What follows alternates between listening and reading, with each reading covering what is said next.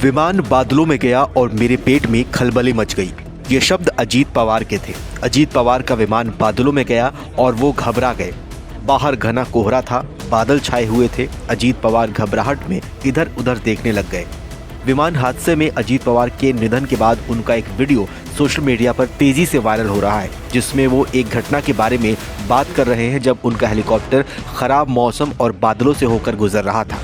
दरअसल किस्सा 2 साल पुराना है, जब अजीत पवार ने गढ़चिरौली दौरे के दौरान हेलीकॉप्टर में डर का अनुभव मजाकिया अंदाज में साझा किया था।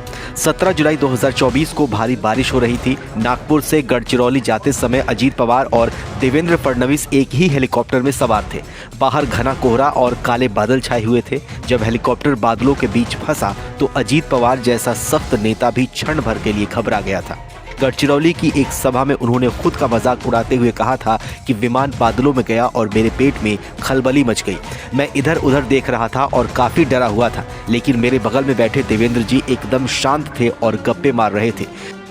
जब अजीत पवार ने फडणवीस को अपनी घबराहट के बारे में बताया तो फडणवीस ने हंसते हुए जवाब दिया, दादा डरिए मत, अब तक मेरे 6 एक्सीडेंट हो चुके हैं, लेकिन मैं जब भी विमान में होता हूं तो कुछ नहीं होता।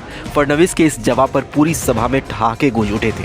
आज उसी किस्से को याद कर एनसीपी कार्यकर्ता भावुक हो रहे हैं। जिस हवाई यात्रा के डर के बारे में उन्होंने हंसते हुए बात की थी, दुर्भाग्यवश बारामती के पास हुए विमान हादसे में उनकी जीवन यात्रा समाप्त हो गई।